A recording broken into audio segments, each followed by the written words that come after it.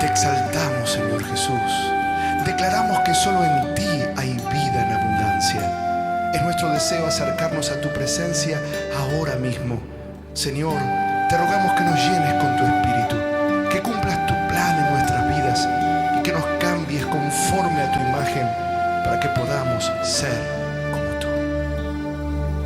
Hermoso Señor, mi Salvador, segura estoy que todos mis días en tus manos están, cumpliendo tu perfecto plan.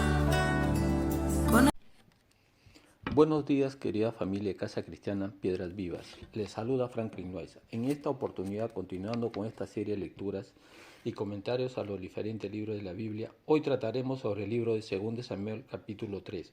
Este capítulo se sitúa en el periodo de transición política y espiritual en la historia de Israel.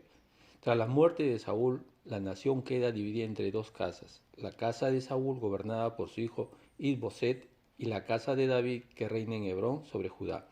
Este capítulo narra el progresivo fortalecimiento del rey David y el pacto con Abner, que había sido general del rey Saúl, y el asesinato de Abner por Joab. Sobre el lamento en público del rey David, este capítulo es clave para entender la consolidación del reinado de David y la justicia divina en medio de un ambiente de intriga en la política de la época.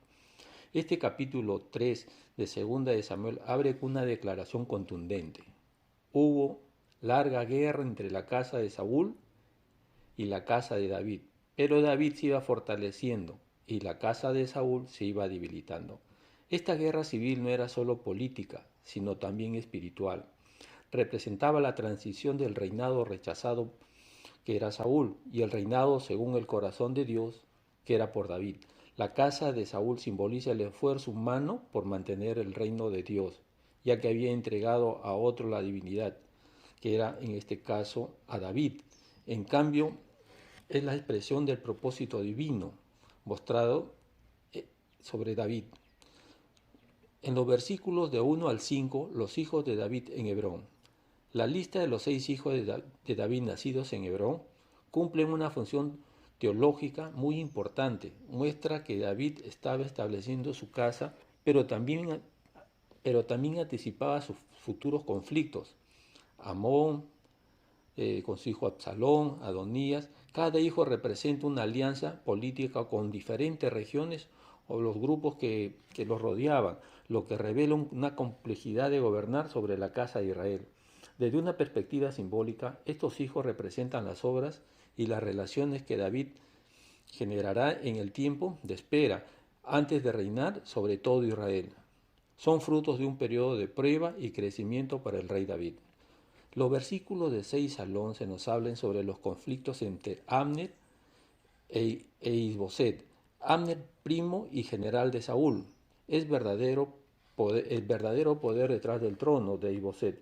Cuando Is-Boset acusa a Abner de haberse unido a Rispa, concubina del rey Saúl, no solo es un asunto moral, sino político. Tomar a la concubina real era un acto de aspiración al trono. La reacción de Abner revela que su orgullo y su lealtad condicionada, su juramento de transferir el reino a David, muestra que reconoce la voluntad de Dios, pero solo la cumple cuando su honor personal está en juego. Aquí vemos cómo Dios puede usar incluso las rencillas humanas para cumplir su propósito. Los versículos del 12 al 16 nos hablan sobre el pacto de Abner con David y la restitución de Mical. David exige la devolución de su ex esposa Mical, su primera esposa, como condición para el pacto. Esto no es solo un asunto personal, sino un acto simbólico de restauración del derecho de David como yerno de Saúl. Mical representa el vínculo legítimo con la casa de Saúl. Al pedirla a David actúa con sabiduría política, pero también con un sentido de justicia y fidelidad a su historia. La escena de Paltiel llorando tras Mical, él fue su esposo de Mical, él es su esposo actual, ¿no? Podríamos decir, ¿no? Eso lo vemos en el versículo 16. Añade una matriz humana y conmovedora. Las decisiones políticas tienen un costo emocional muy profundo en las personas que son afectadas, como en este caso el esposo de Mical, ¿no? Del versículo 17 al 21, Abner negocia con las tribus. Abner se presenta como unificador y su discurso a los ancianos de Israel está cargado de ironía. Él mismo había sido el principal sostén de la casa de Saúl. Ahora usa la palabra profética, como vemos en el versículo 18. El Señor ha hablado a David para legitimar su nueva postura. Esto muestra cómo incluso los hombres oportunistas pueden ser instrumentos en el plan de Dios. La recepción de David a Abner, que dio un banquete y le despidió en paz, indica que David actúa con nobleza, aunque eso le costará caro ante Joab. Los versículos 22 al 30, el asesinato de Abner por Joab. Joab actúa por venganza personal, por la muerte de su hermano Asael, como nos habla en 2 de Samuel capítulo 2. Por los celos políticos, mata a Abner a traición, deshonrando la paz y la justicia. David, al maldecir a Joab y a su casa, como vemos en el versículo 29, se demarca públicamente del crimen. Su maldición no es un simple arrebato, sino una declaración judicial y profética. La casa de Joab será marcada por el juicio. Aquí vemos el conflicto entre la justicia divina y la venganza humana. David no puede castigar a Joab por su posición, pero lo entrega a Dios. Los versículos del 31 al 39, el lamento de David y las honras fúnebres. David ordena duelo público y señala en los versículos 33 y 34 que exalta la dignidad de Abner. ¿Había de morir Abner como muere un villano? Y lo llama príncipe y grande, en el versículo 38. David lo honra como un caudillo de Israel. Su ayuno y su llanto muestran su integridad. Aunque Abner fue su enemigo, merece un trato digno. El pueblo percibe la inocencia de David, lo que fortalece su autoridad moral. En el versículo 39 nos dice, yo soy débil. Hoy, aunque ungido rey, y estos hombres, los hijos de Sarbia, son muy duros para mí. Aquí David reconoce sus limitaciones humanas y la presencia del mal en su propio círculo. Su única esperanza es el juicio justo de Dios. David era una figura del verdadero rey espiritual que debe pasar por el sufrimiento y la espera antes de reinar. El tiempo de Hebrón representa el reinado limitado pero legítimo de Cristo en los creyentes, antes de la manifestación plena de su reino. La guerra entre la casa de Saúl y la de David simboliza el conflicto entre la carne, lo natural, lo religioso y lo que es sin vida, y el espíritu, lo que procede de Dios. Abner, como hombre de habilidad y estrategia, representa al creyente natural que sirve a propósitos humanos, pero que puede ser usado por Dios cuando se alinea con su voluntad. Su muerte a manos de Joab muestra cómo la carne, en este caso Joab, siempre mata lo que parece útil, pero no ha sido purificado.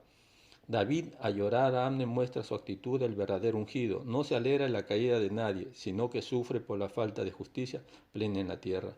Abner representa al hombre natural que actúa con celo religioso, pero sin sujeción al espíritu. Sin embargo, es un instrumento útil, pero peligroso, porque actúa por venganza y ambición.